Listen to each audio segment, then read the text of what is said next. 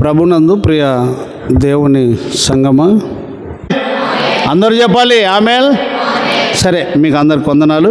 దేవుని యొక్క వాక్యం చదువుకుందాం.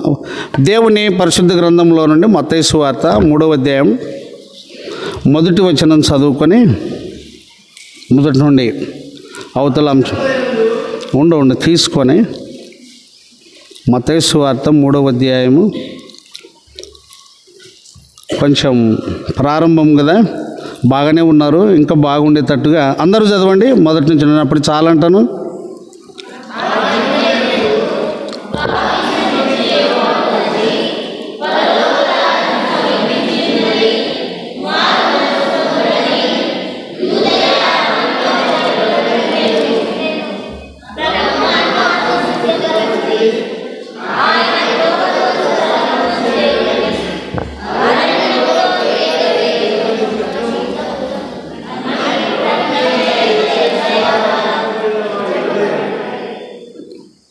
ఐదవ వచనం.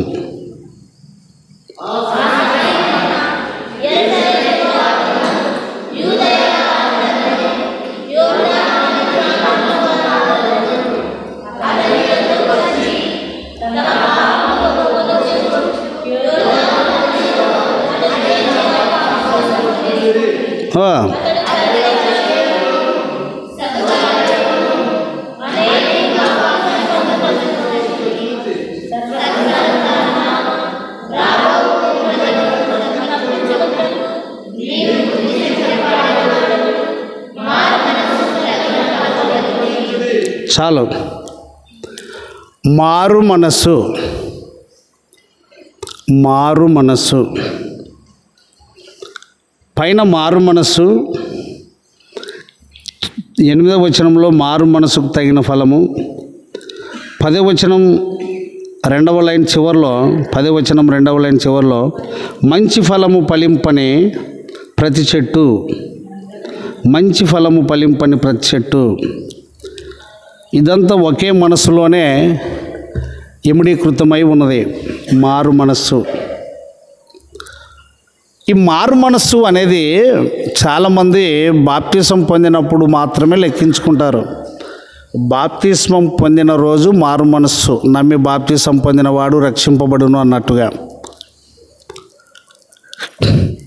బాప్తిస్మం తీసుకున్నవారు ఇంకా ఆ బాప్తిసాన్ని మాత్రమే ఇక ఆ రోజు తీసుకున్నాను అన్నటువంటి మాట తలంపు చేత కంటిన్యూగా అవుతారు.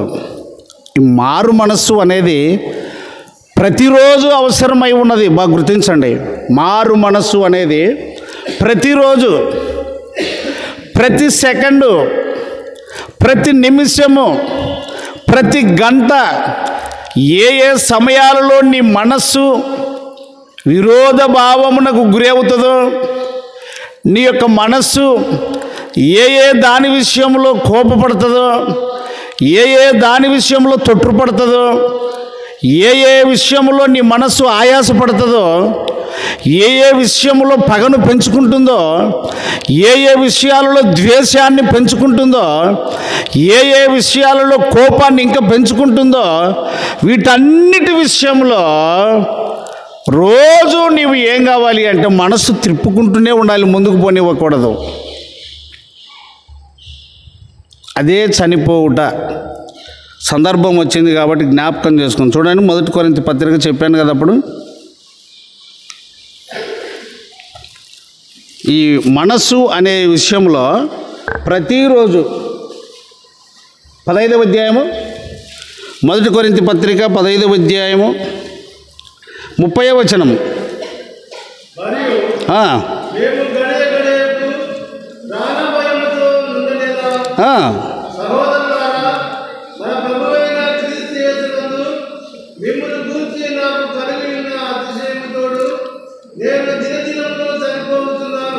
నేను దినదినము ఏమవుతున్నాను?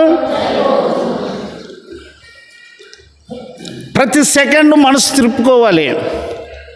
కుమారులతో పోరాటం తండ్రులకు, కోడన్లతో పోరాటం అత్తమామలకు, భార్యతో పోరాటం భర్తకు, భర్తతో పోరాటం భార్యకు, పిల్లలతో పోరాటం, ఇరుగు పొరుగు వారితో పోరాటం, వీటన్నిటితో ప్రతి నిమిషం ప్రతి సమయం ఎటువంటి పరిస్థితి ఎటువంటిది వచ్చినా మనస్సును మనం త్రిప్పుకోవాలి, ముందుకు తీసుకొని వెళ్ళకూడదు.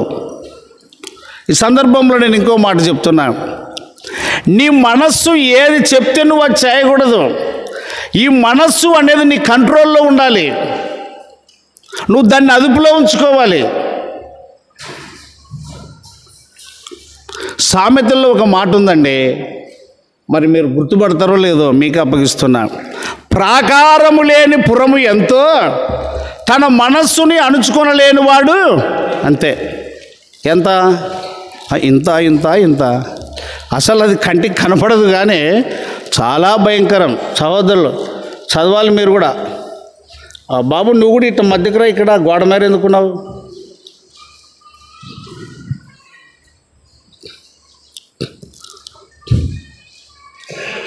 దొరికిందా? ప్రాకారము లేని పురం ఎంతో,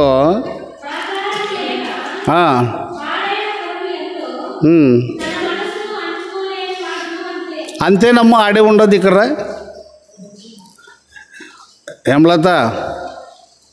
ఏమలతనా ముందుకు రండి, చదవండి మరొకసారి, చదవమ్మా మాట మళ్ళీ. తన మనస్సుని నేను ఎక్కువగా యవనస్తులకు చెప్తూ ఉంటాను, నా ఇంట్లో కొడుకులకు కూడా చెప్తాను. మనస్సు ఏది చెప్పితే అది చేసినావంటే చెడిపోతావు నువ్వు. తలంపులు దండి వస్తాయి. మనం ఇక్కడనే ఉంటాము, ఇంతమంది కదా. నిన్న ఎక్కడెక్కడున్నావో నువ్వు అది కనుక జ్ఞాపకం చేసుకుంటే నీ బాడీ ఇక్కడనే ఉంటుంది, నీ శరీరం ఇక్కడనే ఉంటుంది, నువ్వు ఇక్కడ మాట్లాడుతూనే ఉంటావు, నీ మనసు అదంతా సంచరిస్తూనే ఉంటుంది. ఈ మనస్సు యొక్క స్పీడు ఎంత ఉంటుందంటే అసలు ర్యాకెట్ కంటే స్పీడు. కాబట్టి అందరూ గుర్తుంచుకోవాలి. స్త్రీలు కూడా అంతే, మీ మనస్సు చెప్పినట్టు మీరు చేయకూడదు. నేను బస్సులో అప్పుడప్పుడు ప్రయాణం చేసేటప్పుడు బస్ స్టాండ్లలో కానీ అక్కడక్కడ చూస్తాను కదా, చర్చిలలో కూడా చూస్తాను ఆయా ఊర్లకు వెళ్ళినప్పుడు. ఈ చెవి భాగము ఈ మేర నుంచి ఈ రౌండ్ ఇట్లా మొత్తం ఒకదాని పూసలా అమర్చినట్లు అమర్చింటారు. అంటే మనస్సు ఇంకా అట్లా చెప్తే ఇంకా అది చేయడమే. చాలా అపాయకరం. ఎంతోమంది యవనస్తులు చెడిపోయారు ఆ మనస్సు చెప్పినట్టు చేసి. మా ఇంట్లో ఒక అబ్బాయి ఉన్నాడు, ఈ మనస్సు ఏం చెప్తే అలా చేసి అప్పులలో కూరుకుపోయినాడు. బయటకు వచ్చేది చాలా కష్టం. కాళ్ళు వస్తాయి సువార్తమ్మ, నొప్పులు ఉంటే ఆడ కూర్చోవచ్చు, ఏ ఇబ్బంది ఏం లేదు. కొంతమంది అభ్యంతరం పడతాయి, ఈ వయసులో ఎట్ట కూర్చోవాలని. నేను అంటే ఒకవేళ ఈ వయసులో కళ్ళు కనపడలేదనుకో, కళ్ళు తెరుచుకొనే నడుస్తారా? అరే మిమ్మల్ని అనేది నేను, ఈ వయసులో ఎట్ట కూర్చోవాలంటే ఈ వయసులో కళ్ళు కనపడకపోయే పొరపాటున కళ్ళు నోళ్ళ తీరే ఉరుకుతారా? ఏమైపోతారు అట్లా పోతే? వేసుకున్నావు ట్యాబ్లెట్? కాబట్టి గమనించండి,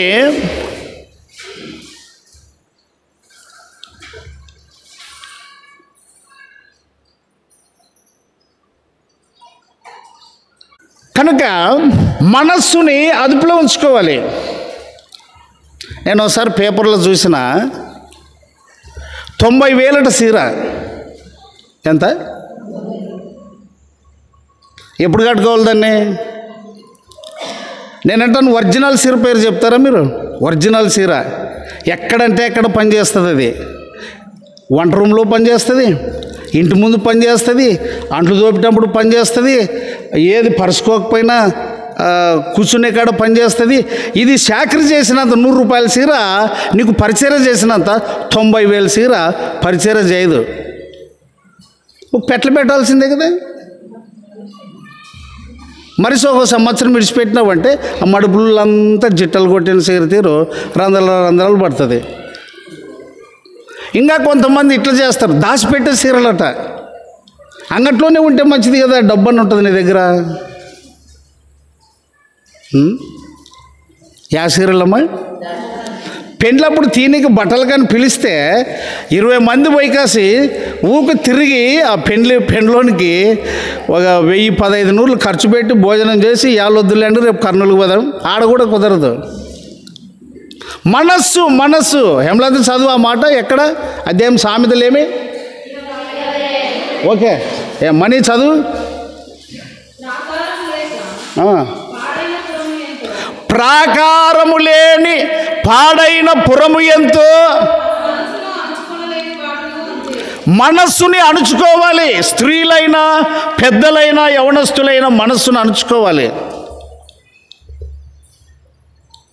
అది నీ అదుపులో ఉండాలి. పశువులకు ముగుదాడు పెట్టినట్టుగా, బైక్ బ్రేక్ ఉన్నట్టుగా, ఇంకా పెద్ద బండ్లకు గేర్ బాక్సులు ఉన్నట్లుగా నీ మనస్సుని అణుచుకోవాలి. నీ మనస్సు ఏం చెప్తా చేయకూడదు. Your life is a danger. నీ మనస్సు చెప్పినట్టుగా చేస్తే అపాయంలోనికి వెళ్తావు, ఇక బయటికి రాలేవు నువ్వు. చాలా జాగ్రత్త.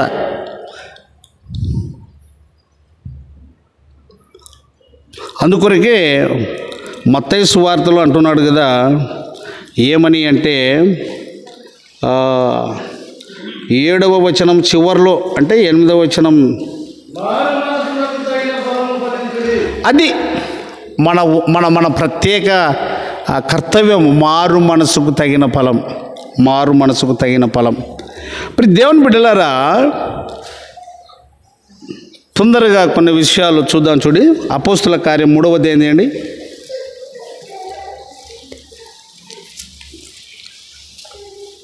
అపోస్తుల కార్యం 3వ అధ్యాయము 20వ వచనం. మీ కొరకు నియమించిన క్రీస్తు యేసును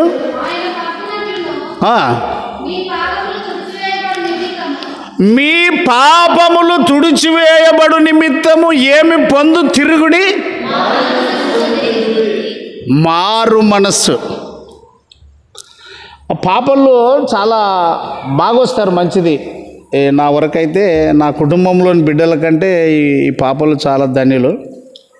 మారు మనస్సును గురించి చదువుతారు, వెలుగును గురించి చదువుతారు, ప్రేమను గురించి చదువుతారు. కానీ 2024లో ఏ మోడల్ వాళ్ళ దేహం ఉంటుందో, వాళ్ళ బాడీ ఉంటుందో, వాటి మీద అలంకరణ ఉంటుందో 2025లో కూడా ఉంటుంది. మారు మనస్సును గురించి చదివి ఏం ప్రయోజనం? ఇదొక డిటెక్టివ్ నవల కాదు, జీవితానికి సంబంధించింది.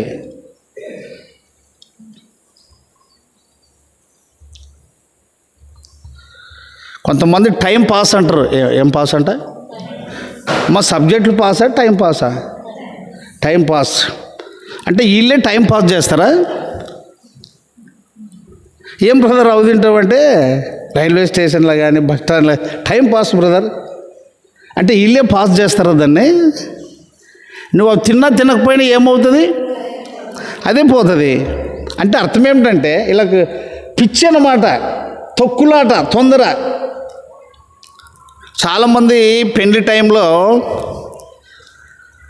వద్దురా పాప, వద్దురా వద్దురా పాప వద్దున శేష తీరాల ఒకటే తొక్కులాట. ఒకటి వద్దమ్మాయి, ఆ బాబు వద్దమ్మాయి, ఆ కుటుంబం వద్దమ్మాయి చేస్తారా? లేకపోతే అంటే ఇంకా కథమా?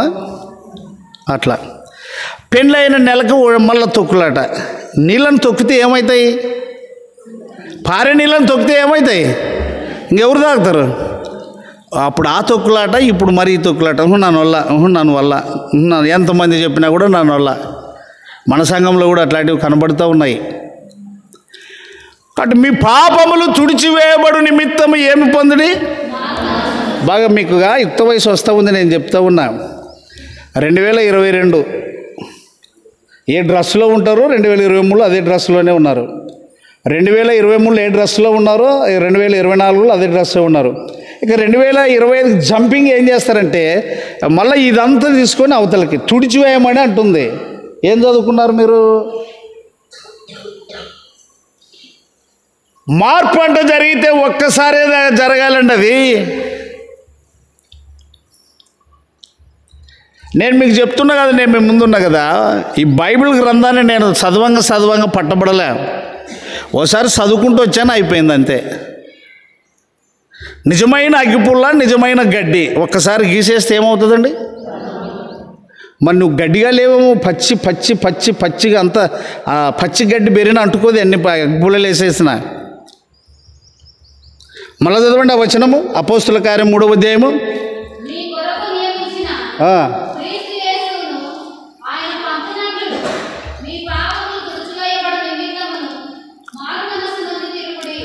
మీ పాపములు తుడిచివేయబడు నిమిత్తము. ఇప్పుడు ఒక మాట, ఏమై లే, ఆ అక్షరాలు కనపడతాయి లేదు నాకు తెలియదు, కానీ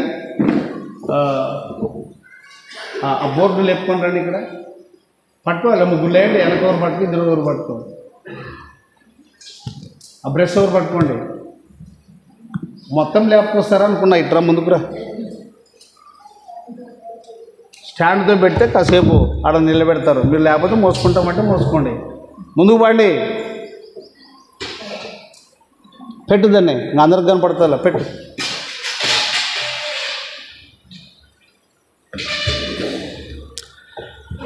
ఇప్పుడు ఇక్కడ కనబడుతూ ఉంది, పాపలకు ఎలా తెలుసు కనబడుతుంది. ఇప్పుడు ఇది ఏం చేయాలంటే,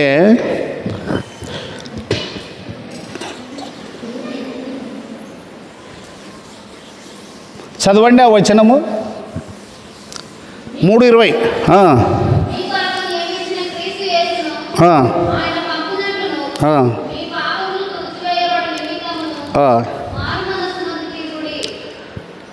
తుడిచివేయబడుట. ఇప్పుడు కనబడతాయా? మనము తుడిచివేయబడినాము అన్నట్టుగానే మందిరముల చిలక పలుకులు పలుకుతాం, కానీ బయటకు పోయినాక ఏవి తుడిచివేయబడినావో మళ్ళీ వాటినే మనము రిపీట్ చేసుకుంటున్నాం. 51వ కీర్తన మొదటి నుంచి రండి. 51వ కీర్తన మొదటి నుంచి చూడి. దేవా నీ కృప చొప్పున నన్ను కరుణించుము, నీ వాత్సల్యము బాహుల్యము చొప్పున ఏమి చేయము? తుడిచివేయము. భక్తుడు వేడుకుంటున్నాడు, తుడిచివేయము. స్త్రీలకు చెప్తున్నా నేను, మీకు అడ్డమైన ఇది మనం అమ్మ ఇక్కడ పైన కొన్ని ఉన్నాయి, ఇది ఇక్కడ ఉన్నాయి కొన్ని.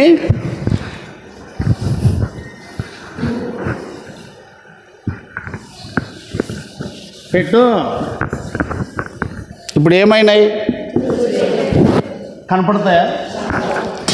ఈడ స్తుతులు చెల్లించిన, ఈడ ఒప్పుకున్నా, ఈ ఒప్పుకున్నవి ఏవైతే నన్ను కడిగితివి తుడిచివేస్తేవంటే బయటికి పోయిన తర్వాత అది కనపడకూడదు. దానికి అడ్రస్ అదే, నిజమైన ఆరాధన అదే. తుడిచివేయమంటివి మళ్ళీ బయటికి పోయిన తర్వాత అదే కనపడతా ఉంది. 51వ కీర్తన దాని కింది మాట చదవండి. నా దోషములు పోవునట్లు నన్ను కడుగుము. ఇప్పుడు చేతులకు గలీజ్ అయింది, కడుక్కున్న తర్వాత కనబడుతుందా? మళ్ళీ అదే కనబడిందంటే నువ్వు కడిగినట్లనా కడగనట్లనా? కింది మాట చదువు. నా పాపము పోవునట్లు నన్ను ఏమి చేయము. అమ్మ నేను చెప్తున్నా, ఈడ వచ్చి విని ఇక్కడి నుంచి నువ్వు పోయి మళ్ళీ నువ్వు బయటికి పోయి అదే మాట్లాడుతున్నావంటే తుడిచివేయబడలేదు, కడుగుకొనలేదు. 9వ వచనం చదవండి, అందులోనే 51. నా పాపములకు విముఖుడవు కమ్ము, నా దోషములన్నిటినీ ఏమి చేయము. నీకు నువ్వు తుడిచివేసుకోలేవు, అది సాధ్యం కాదు, నువ్వు పాపివి. తుడిచివేసే దేవుడు ఒక ఆయన ఉన్నాడు, పవిత్రపరిచే దేవుడు ఒక ఆయన ఉన్నాడు. 1 యోహాను 1:9 వచనం చూడండి, పైకి పోదాం. మన పాపములను మనము ఒప్పుకొనిన ఎడల, మన పాపములను మనము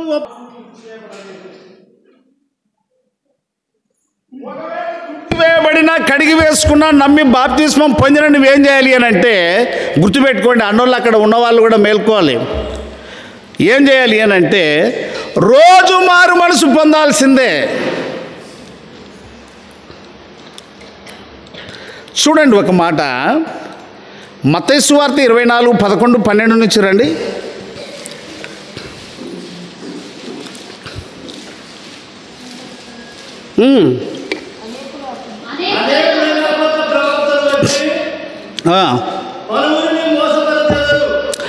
అనేకులైన అబద్ధ ప్రవక్తలు వచ్చి పలువురిని మోసపరిచెదరు.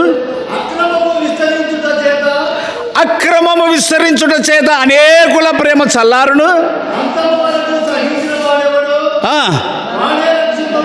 అంతము వరకు సహించుట అంటే అర్థం ఏమిటంటే, నీ మనస్సుని జారిపోకుండా కాచుకోవాలి. నీ మనస్సుని కాచుకోవాలి. మనుషులం బయటికి వెళ్ళినాక మాట్లాడతాం, మాట్లాడకూడదు అనుకున్నా మాట్లాడతాం, అది ఒకసారి. మాట్లాడకూడదు అనుకున్నా మాట్లాడుతున్నాం 2 సార్లు. 2 సార్లకే నీకు భయం రావాలి. అరే నేను చేయకూడదు అనుకున్నా మరి చేస్తున్నానే 3వసారి. కనుక ఈ మధ్యాహ్న కాల సమయంలో భక్త పౌలు మనతో మాట్లాడుతున్న మాట ఏమిటంటే, మీ పాపములు తుడిచివేయబడు నిమిత్తము మీరు ఏ మనసు పొందుడి? అందరూ చెప్పాలి, ఏ మనసు పొందుడి? నేను ఆడపిల్లలను ఒక మాట అడుగుతా, అమ్మలను కూడా, పెండ్లిలైన వాళ్ళని, మారు మనస్సు అంటే అర్థమేంటి? మారు మనస్సు అంటే అర్థమేంటి? మీకు ఇట్లా అర్థం చేస్తా.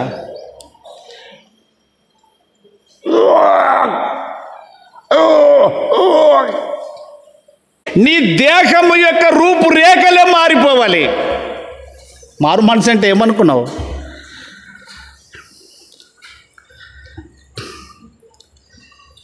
అసలు పుట్టినప్పుడుది ధ్యాస లేదు, చచ్చిపోయేటప్పుడుది ధ్యాస లేదు. మందిని చూస్తాం, స్త్రీలను అడుగుతా నేను ఒక మాట, మనిషి యొక్క శరీరం ఎంత భయంకరమని, ఈ దేహాన్ని ఎందుకు ప్రేమిస్తావు నీవు అనేది నీకు తెలియదు. మారు మనసు లేదు కదా. మారు మనసు ఉంటే అది వేరు. మారు మనసు అంటే నేను చెప్తున్నా యవన స్త్రీలకు కూడా, అమ్మ దీన్ని నమ్మద్దు అసలు. ఈ దేహము దేవునిదమ్మా, నీకు ఊపిరి పెట్టినందుకు ఇది కదులుతూ ఉంది, ఒక ఇంజన్ మాదిరి. మారు మనసు అంటే ఇప్పటికి చర్చిలలో, చర్చిలలో అర్థం కాలేదు మారు మనసు అంటే. మురిసిందే మురిసిందే మురిసిందే మురిసిందే మురిసిందే మురిసిందే. మారు మనసు అంటే అర్థం ఏంటి? మారు మనసు పొందకముందు ఎట్టుంటివో ఇప్పుడు కూడా అట్లే ఉన్నావు. ఏ మారు మనసు అంటే అర్థమేమి? అప్పుడు రంగురంగుల చిత్రాలే, ఇప్పుడు రంగురంగుల చిత్రాలే. అప్పుడు అలంకారమే, ఇప్పుడు అలంకారం. ఇప్పుడు మరీ ఎక్కువైతుంది.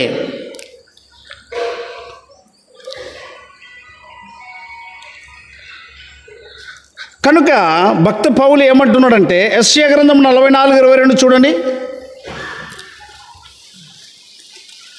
యెషయా గ్రంథము 44:22.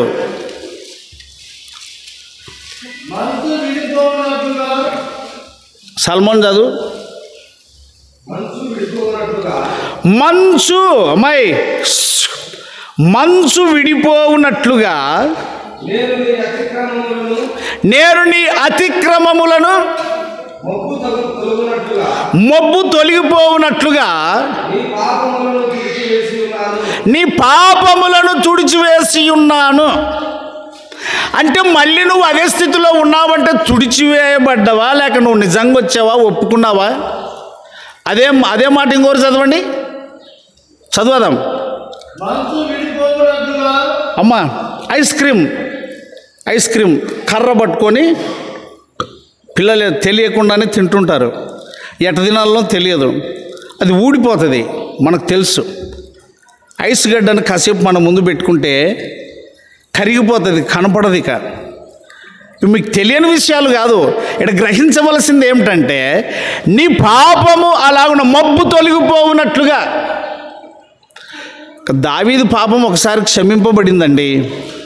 ఆయన ఏడవడమే మొదలుపెట్టాడు. బైబిల్ గ్రంథంలో ఆయన ఏడ్చినంతగా ఎవరు ఏడవలేదు, స్త్రీలు కూడా ఏడవలేదు అని చెప్పవచ్చు మనం. కుటుంబమే చెడిపోయిందండి.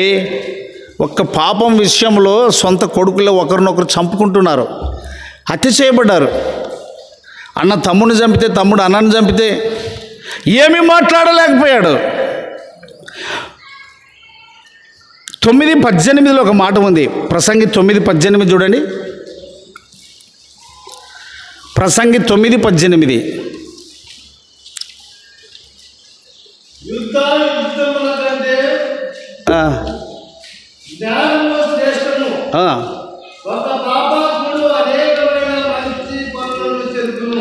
ఒక్క పాపాత్ముడు, నా వైపు చూడండి, ఒక్క పాపము లేక ఒక్క పాపాత్ముడు అనేకమైన మంచి పనులను జడగొడతాడు.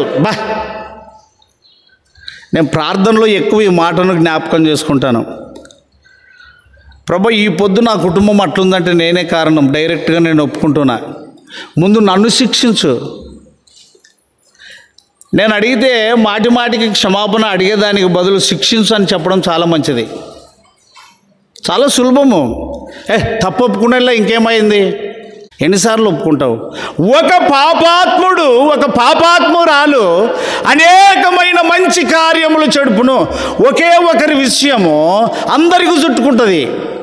ఒక స్త్రీ చేసినది వాళ్ళ ఇంటోళ్ళకి అందరా, ఒక పురుషుడు, ఒక యవనస్తుడు చేసింది వారి ఇంటోళ్ళ అందరికీ, ఒక ఆదాము చేసినది మనుషులందరికీ.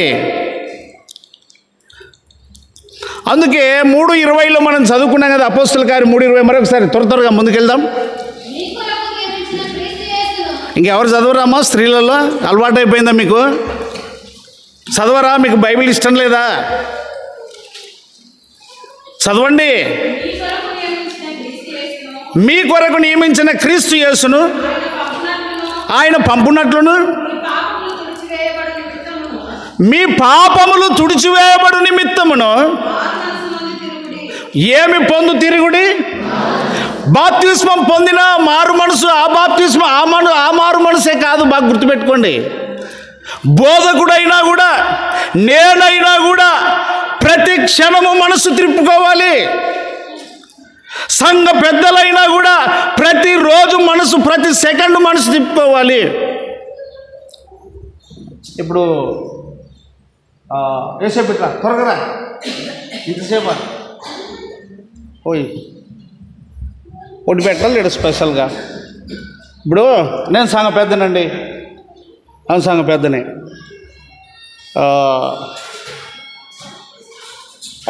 పాషపా ఏదో ఒక సమస్య, ఏదో ఒకటి, ఇంకా వాడంతే ఇది ఇంతే. మళ్ళీ ఈ సంఘ పెద్దడు వచ్చి ప్రార్థన చేస్తాడు. ప్రస్తుతానికి జనరల్గా లోకల్గా జరిగే నేను సబ్జెక్ట్ చెప్తున్నాను. సరే, మాట్లాడినావు మంచిది, ఉప్పు కారం తింటావు మంచిది, మానవులం రైటు, మానవ బలహీనత ఉంది రైటు. అయితే సూర్యుడు అస్తమించే లోపల ఏముండకూడదు? చూడండి, ఎఫెసీ 4:26. సంతోషి చదవవా? నువ్వేనమ్మా? ఎవరు? రాజేశ్వరా? బా చదువు సంతోషి. అయ్యయ్యో,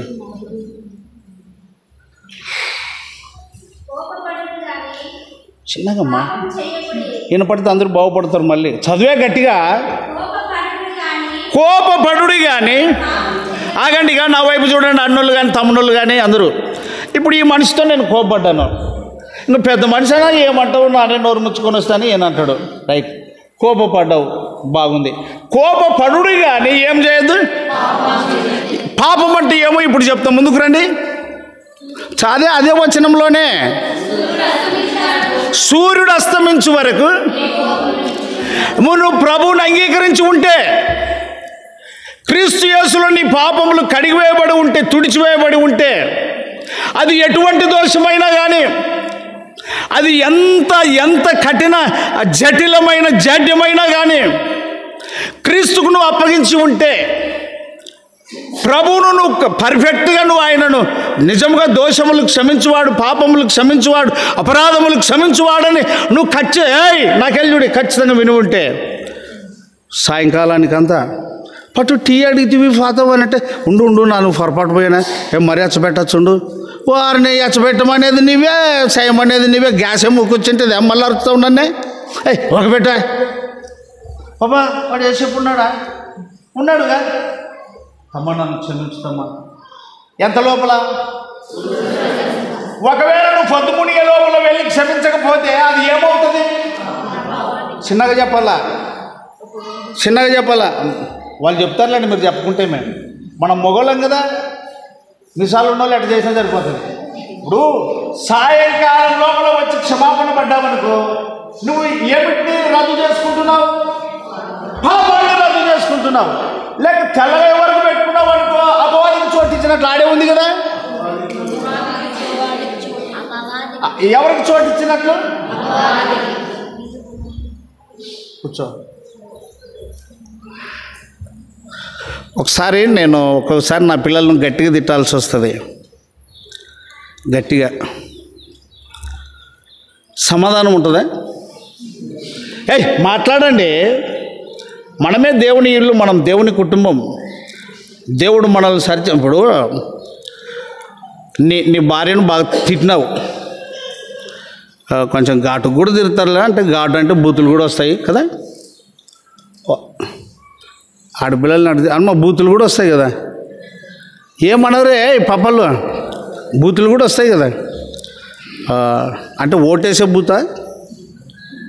బూత్ దగ్గర దండుగున్నారంటారు కదా. భయం ఉండాలి. తిట్టినావు అనుకో, ఎవరు సమాధానం పడాలి మరి? సాయంకాలంలోగా ఎవరు సమాధానం పడాలి? మీకు చెప్పనికి రాదు, ఎవరు సమాధానం పడాలి లెక్కకు? మీరు చెప్పండి అన్న. ఎవరు భార్య తిట్టింది అనుకో, ఎవరు సమాధానం? ఇప్పుడు మనం వేసుకుందాం, ఎవరు సమాధానం పడాలి? భార్య. రైట్, రెండు మొండివే. మరి ఏం చేద్దాం? ఆమె మొండి, ఈయన మొండి, ఎవరు సమాధానం పడాలా? మరి ఇద్దరు బైబిల్ పట్టుకుని వస్తారు. ఇద్దరు మొండలే అంటున్నా కదా. రైటే ఓపెన్ అంత అంత అయితే ఇప్పుడు అదే రావాల్సినది కూడా శేషం. నేను ఎందుకు చెప్తున్నాను ఈ మాటలు అంటే, తుడిచివేయబడిన పాపము పోలేదు అంటే కనబడతా ఉంది నీకు, ఇంకా నీలోనే ఉన్నది అది. అయితే తుడిచివేయబడినా కూడా మనుషులం ప్రెషర్ అనేది అట్లా వస్తుంది కాబట్టి మాట్లాడిన అంతము వరకు సహించుట. ఎక్కడ? 24:11 నుంచి చదువుకుంటూ వచ్చాం కదా. మత్తయి సువార్త 24. ఇంత లేట్ చేస్తారు కదా పాప మీరు ఇంత చదువుకొని. మత్తయి సువార్త 24. అనేకులైన అబద్ధ ప్రవక్తలు వచ్చి పలువురిని మోసపరచెదరు, అక్రమము విస్తరించుట చేత అనేకుల ప్రేమ చల్లారును. ఇంకా ఎవరు సహిస్తారో? తిమోతి పత్రికలో మీకు మాట పరిచయం చేస్తాను, చూద్దాం. చూడండి, తిమోతి పత్రిక తీయండి.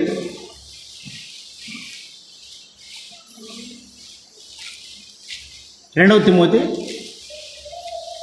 తిమోతి తప్పక తీసుకోవాలి అన్నోళ్ళు కూడా. 2వ తిమోతి 2వ అధ్యాయము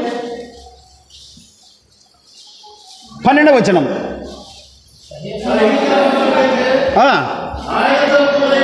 ఆగుదాం. సహించిన వారమైతే, అమ్మా బాగా గుర్తుపెట్టుకోండి పాపలు, అమ్మా బాగా గుర్తుపెట్టుకోండి. సహించిన స్త్రీలు కావచ్చు, పురుషులు కావచ్చు, సహించిన వారమైతే, సిలువ అనగా సహనం, క్రిస్టియన్ అంటేనే సహనం, క్రైస్తవుడు అంటేనే సహనం, క్రిస్మస్ అంటేనే సహనం. ఎంతవరకు సహించాలి? అంతమంటే ఎప్పుడు? నీ జీవితం, నువ్వు చెప్పింది కూడా అదే కదా, నేను చెప్పింది కూడా అదే కదా, మనం చెప్పింది కూడా అదే కదా. ఎంతవరకు ప్రభువులో ఉంటావంటే నేను చనిపోయే వరకు అనే. అంతము వరకు సహించినవాడు. అక్కడ ఏం చదువుకున్నాం? తిమోతి పత్రిక 2:12.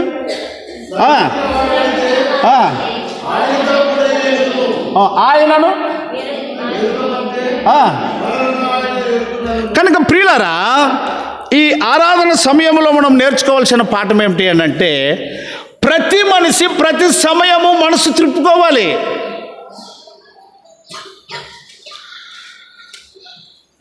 కొన్నిసార్లు నేను అంటాను, కోపం ఎంత ఎత్తు ఉంటుందన్నా. ఇంకో మాట చెప్తాను. ఆదికాండంలో 4వ అధ్యాయంలో మనకు ఒక కుటుంబం ఉన్నది. ఆ కోపం ఎంత ఉందంటే, తమ్ముడిని చంపే వరకు ఎంత కసి అండి అది, ఎంత కసి. సొంత తమ్ముడిని ఎవడైనా కొడితే తమ్ముని పక్షాన ఉండవలసిన అన్న తమ్ముడిని చంపాడంటే ఎంత కసాయి మనసు అండి. కసాయి లోకమా, కసాయి లోకమా, కసాయి మనుషులు, కసాయి మనుషులు. విచిత్రంగా లోకములో ఈ కసాయి మనసు చేత ఆడపిల్లల విషయంలోనైతే చెడిపిందే గాక మీకు మొక్కుతామంటే కూడా బతకనికి కూడా అవకాశం లేకుండా రకరకాలుగా చంపేసే కసాయి హృదయాలు ఉన్నాయి. కసాయి స్త్రీలు ఉన్నారు, కసాయి పురుషులు ఉన్నారు, కసాయి యవన స్త్రీలు ఉన్నారు, కసాయి యవనస్తులు ఉన్నారు. ప్రియ దేవుని బిడ్డలారా, నేను చెప్పగలుగుతున్నా, నీ వాక్యము నన్ను బ్రతికించును, నా బాధలో ఇదే నెమ్మది అని అంటే నిన్ను పాపములో పడిపోకుండా, నీవు తొందరపడి ఏదైనా తప్పిదము చేయకుండా కాపాడుతుంది. అదే బ్రతికించుట. వ్యసనములో అదే నెమ్మది. నేను కీర్తనలు ఒక మాట చూపిస్తాను ఈ సందర్భంలో. కీర్తనలు తీయండి. ఆ మాట ఏమిటంటే, నీతిమంతులు నన్ను కొట్టుట నాకు ఉపకారము. దొరికిందా? అట్టి ఉపదేశమును నేను త్రోసివేయకుందిని గాక తైలాభిషేకం అన్నాడు కీర్తి. పౌలయ్య గారు దొరకలేదా?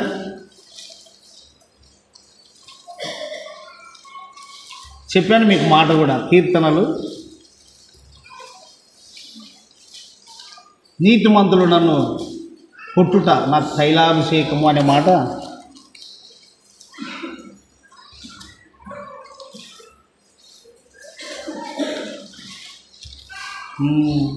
ఎవరికి దొరకలేదా?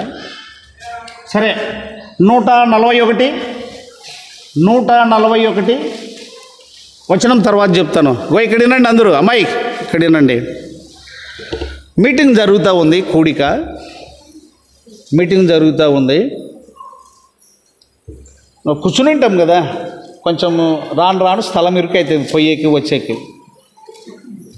ఒక మంచి అనుభవం కలిగిన ఒక పెద్ద ఆయన తోటి మనిషిని కాలుతో తగులుకుంటూ పోయినాడు. కావాల్సిగా కాదు కానీ ఆ స్థలాన్ని బట్టి తగులుకుంటూ పోయాడు. నువ్వు వాక్యం వినకుండా అదే రీతిగా పలుకుంటూ బయటకు వేసి వచ్చినాడు. అక్కడ ఒక సేవకుడు స్థలం లేనందుకు సైకిల్ వేసుకొచ్చుకొని ఆ సైకిల్ని ఇట్లా స్టాండ్ ఆనిచ్చుకొని ఇట్లా ఈనుకుంటూ ఉంటే అటు పక్కన బలుగుతున్నాడు. ఏమైనా అట్లా బలుగుతున్నావు, వాడు వాక్యం చెప్తుంటే వినకుండా అని అంటే, ఏమిటవా వాడు కాలుతుంది అనుకుంటావా అని. నీకు బైబిల్ చదివేది వచ్చండి, మరి తెచ్చుకోలేదు. ఏమిగా లాస్ట్ కూర్చుంటాం కదా, కనపడదు అని నేను తెచ్చుకోలేదు. అయితే చెప్తాను, చదువుతాను, నా దగ్గర బైబిల్ ఉంది. రైట్. 141 కీర్తన 5వ వచనం చూడండి. నీతిమంతులు నన్ను కొట్టుట నాకు ఉపకారము, వారు నన్ను గద్దించుట అట్టి అభిషేకమును నేను. ఏమైంది నాయన, నీ కర్మ పోయింది, ఆయన కాలుతుందంటే నీ పాపం పోయింది. కొడితేనే ఆయన అట్లా ఒప్పుకుంటాయనంటే, ఏం సార్ నన్ను లేచి వచ్చిందే మంచిదా, నాకు ఎంత నెమ్మదా. వాక్యం నీకేం కలగజేస్తుంది? నెమ్మది.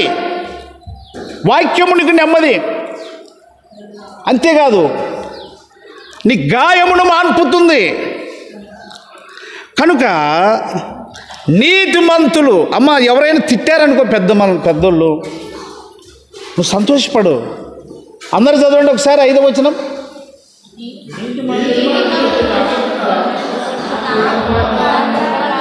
ఎవరు నీతిమంతులు? నీతిమంతుడైన యేసుక్రీస్తు అను ఉత్తరవాది మనకు తండ్రి యొద్ద ఉన్నాడు. ఇక 27వ కీర్తనలో యూదా ఇస్కరియోతు ఒప్పుకున్నాడు. ఏ రక్తమును అప్పగించితిని చెప్పాలి. ఇది పరిచయమైన వాక్యమే. 4వ వచనం, నిరపరాధ రక్తమును అప్పగించితిని అంటే అర్థం ఏంటి? నీతిమంతుని రక్తము అని. సరేలేండి. కనుక నీతిమంతుడైన యేసుక్రీస్తు మనకు తండ్రి యొద్ద ఉన్నాడు. ఆయన మన పాపములకు మాత్రమే కాదు కానీ సర్వలోక పాపమునకు శాంతికరమై ఉన్నాడు. కనుక ఈ మధ్యాహ్నకాల సమయంలో నేను ముగించే ముందు ఏం చెప్తున్నాను అని అంటే, మారు మనస్సు పొందు తిరుగుడు. ప్రతిరోజు అట్లా తిరగకనే సమస్యలు.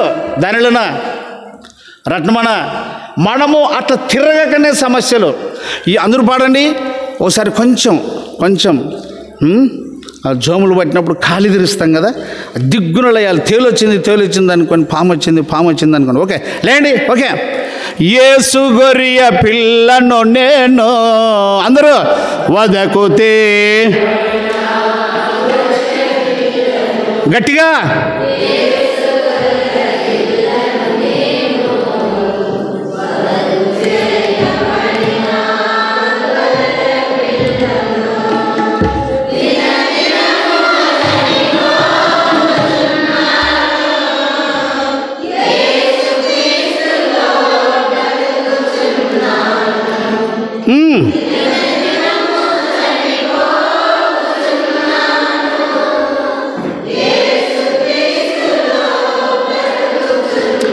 నువ్వు వెంటనే సమాధానం పడకపోయినా సాయంకాలంకంతా నీకు అవకాశం ఇచ్చాడు.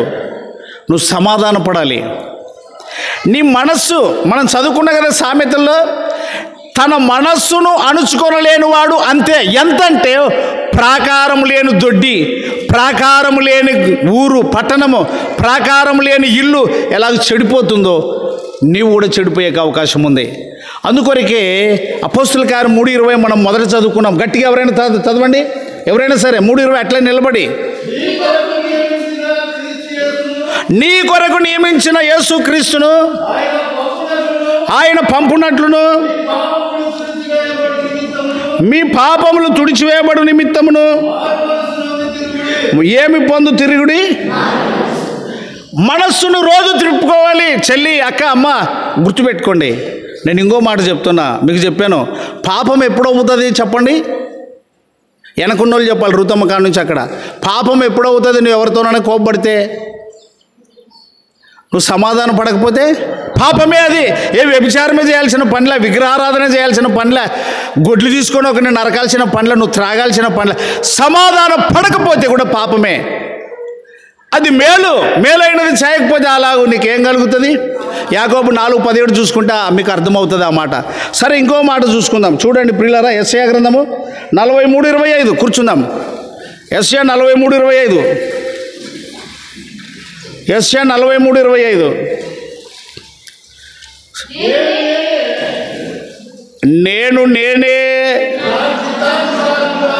నేను నేనే నా చిత్తానుసారముగా నీ అతిక్రమములను నేనే. నువ్వు కడుక్కోలేవు, నువ్వు తుడిచివేసుకోలేవు. నేనే.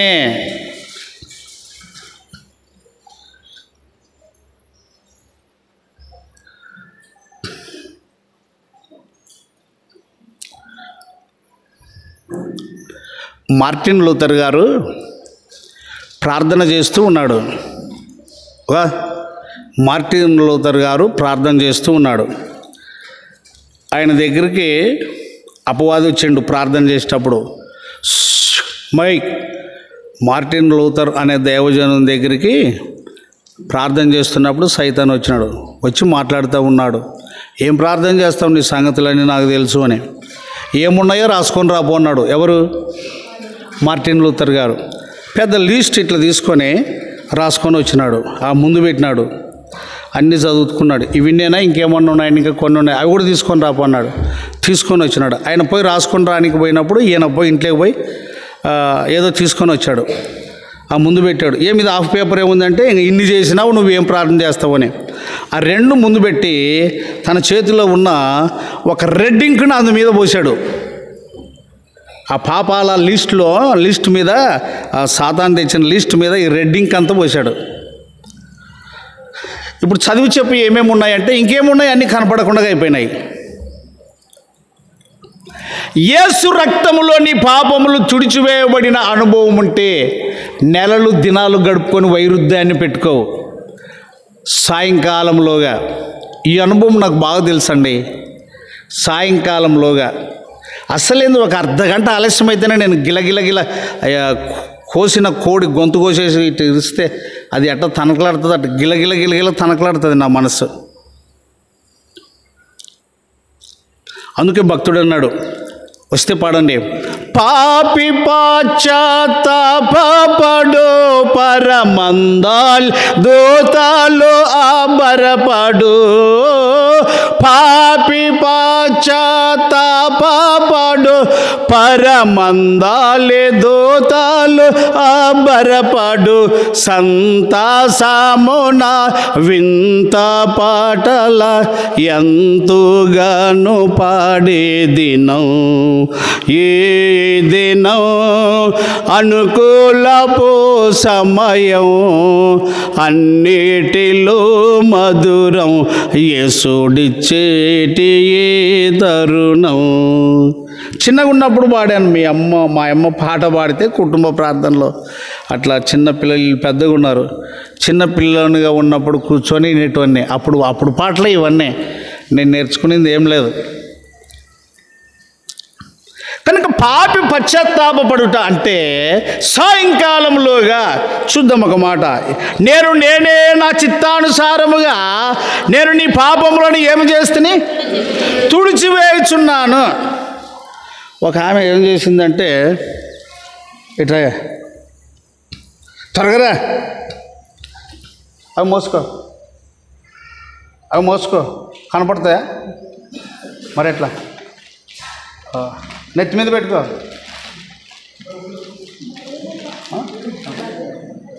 తిప్పి పెట్టే సరే ఎట్లా వంగి ముసలాం నడుస్తుంది చూడు వంగి ముసలాం నడుస్తుంది చూడు వంగి నువ్వు ముసలాం అన్నమాట వంగు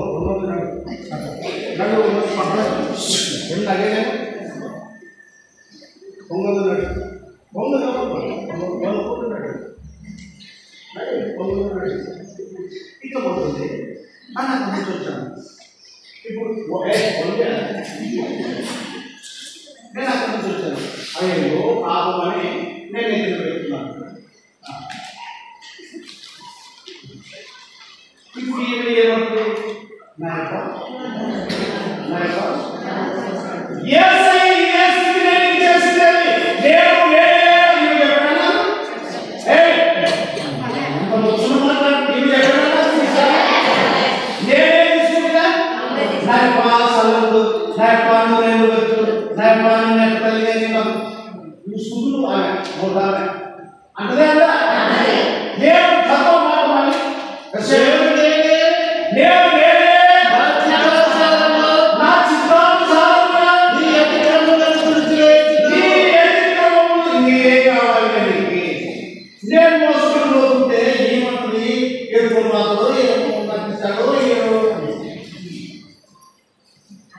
ఈ గిరిపుట్టి ఏం చేస్తుంది మరి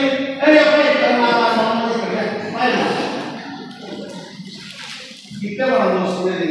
ఆయన క్షమిస్తాడో ఆయన చూస్తాడో నాకేమని ఈ సహస్రాలు ఉంటే అదే ఇప్పుడు కూడా మన భక్తులు ఏమిటంటే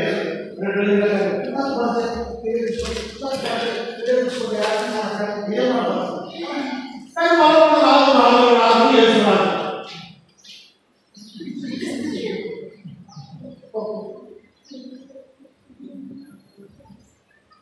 ప్రభువుకు దేవుడు బిడ్డలారా సంపూర్ణంగా ప్రభువుని ఎరుగుట మనం కనుక గమనించినట్లయితే మళ్ళీ ఎవరితో జగడమా ఒకవేళ ఆడినా మనుషులం కాబట్టి అందుకొరకే యాకోబు పత్రికలో అంటాడు మొదటి అధ్యాయంలో వినుటకు వేగిరపడువారు మాటలాడుటకు కోపించుటకు ఏమిటికి నిదానం అన్నాడు. 3 మాటలు ఉన్నాయి ఇదివరకు.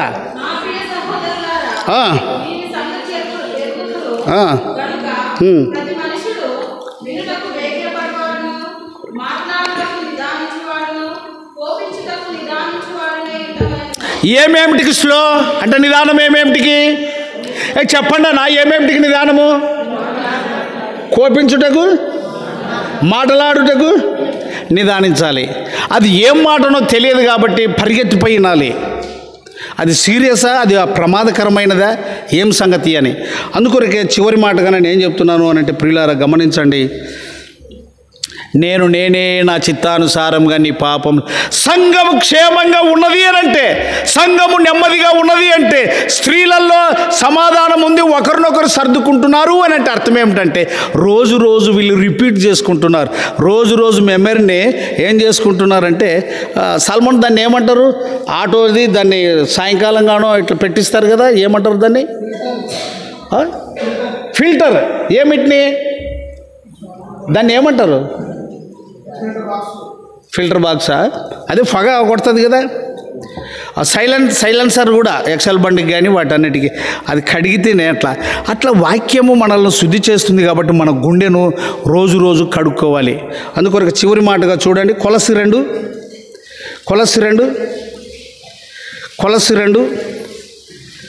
13 నుంచి కలిసి ఉంటుంది. మరియు అపరాధముల వలనను శరీరమందు సున్నతి పొందక యునుట వలనను మీరు మృతులై ఉండగా దేవుడు వ్రాత రూపకమైన ఆజ్ఞలు గల ధర్మశాస్త్రమును మనకు విరోధముగా ఉండిన పత్రమును మేకులతో సిలువకు కొట్టి దాని మీద చేవ్రాతను తుడిచివేసి మనకు అడ్డము లేకుండా ఏమి చేశాను? ఎత్తివేశాను. నేను ఒక మాట అడుగుతాను ఆడపిల్లల్ని, పొద్దున్నే కసు ఉడుస్తారు. ఏం ఉడుస్తారమ్మా? నాకెళ్ళి చూడాలి, నా నాటికి వస్తే టేబుల్ తీసుకొని ఏం ఉడుస్తారు? ఇప్పుడు ఏం ఎత్తాలా? రైట్. ఇప్పుడు ఆడేసి రావాలా? కొంతమంది వేసినట్లు వేసి మళ్ళీ తెచ్చుకుంటారు. ఏం పాపం మళ్ళీ మా ఇంట్లో కసు ఆడబెడదామా నన్ను నా కాడే ఉంటుంది అంటే జొల్లు నన్ను విడిచిపెట్టను, నన్ను అట్లే నన్ను అందరూ రంకులు దాన్నే చింతలేదు, నాకు అట్లే ఉండాలి, నాకు అట్లుంటేనే అంటే సైతాన్ని సాకుతుంది అన్నమాట.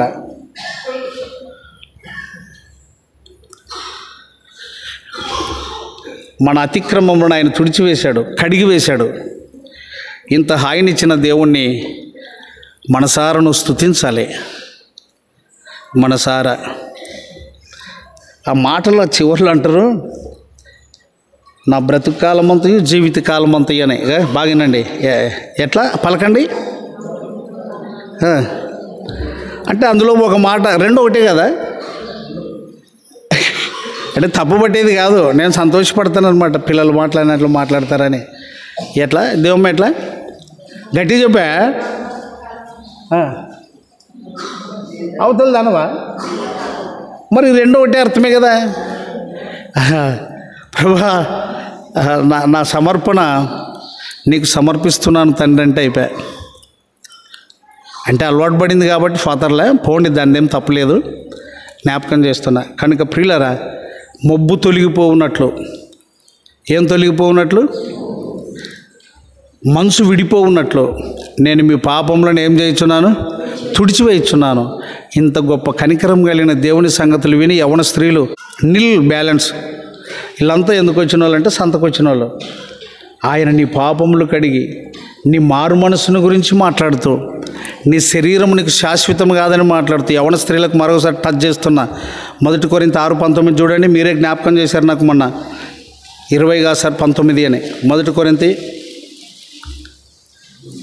6:19 చదవండి అందరూ.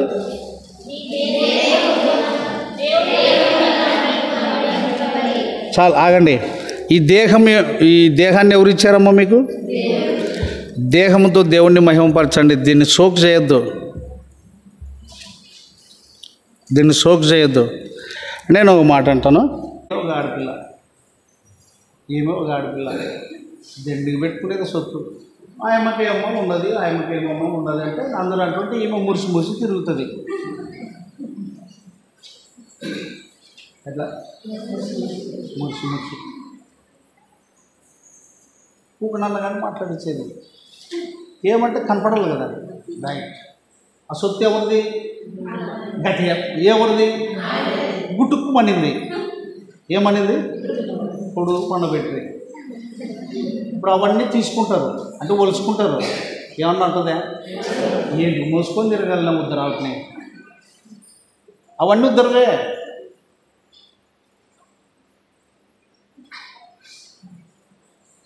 మా కృపయ్య ఏమడిగాడంటే, మా అమ్మలో నాకు మన్నయ్యరా అని అడిగాను. తెచ్చుకుంటావా? సొంతం సంపాదించి తెచ్చుకో, మళ్ళీ అమ్ముకుంటానంటే తెచ్చుకోవద్దు. మేము అమలు వేసినా కూడా నువ్వు పెళ్ళికి ఉంగరం కూడా కాకపోతే ఖచ్చితంగా కొట్లాడతారు. ఈ పెట్టుబడులన్నీ కొట్లాడేటివే. నన్ను ఎవరికి పెట్టేది లేదు, ఎవరితో కొట్లాడినా. ఉద్ధరేపరాలు ఇవన్నీ. ఉద్ధరంటే అర్థమే అబద్ధము అని ఇవన్నీ. కనుక నేను ఏం చెప్తానంటే స్త్రీలకు దీన్ని ఏంటికి పాస్ చేసుకుంటారు?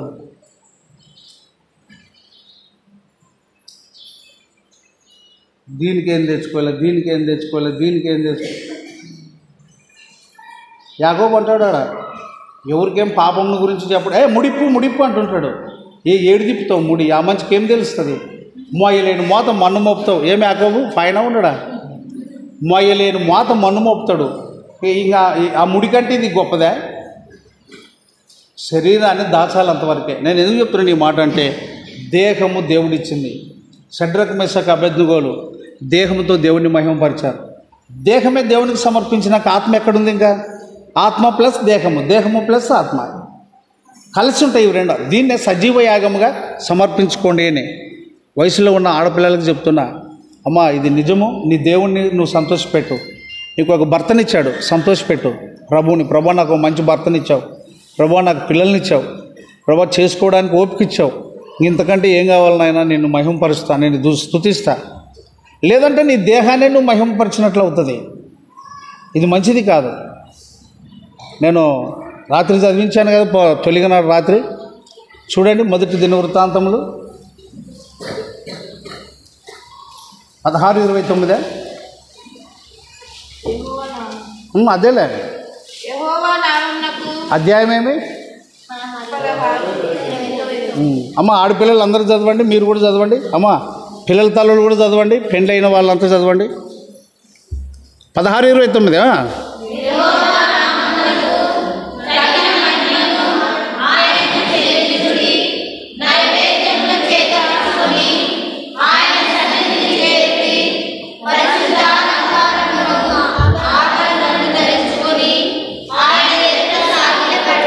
ఒక పాపకు మంచి సమస్య వచ్చింది. దేవుడు అంటే ఇష్టం. మందిరంలో ఆమెదే నంబర్ 1 పరిచర్య. బహుగా ఏడుస్తుంది. ఇవన్నిటిని చెప్తున్నప్పుడు నిజమే ప్రభు అని ఏడంటుంది. బయటికి పోయినాక కొంతమంది ఏం చెప్తారంటే, చర్చి పోయేటప్పుడు ఒకటి అట్లా పోతే అయిపోయామ్మా, మరి ఇంటికి వచ్చినాక అవి తీసేసి ఇట్లా వేసుకుంటే అయిపోయామంట. అంటే వాటికి అదే సయ్యి, ఇటుకి దీన్ని ఏమంటారు? వేషం కాదా ఇది? వేషం మోసమే కదా. వద్దు అమ్మ, యథార్థంగా ప్రభుని స్తుతించండి.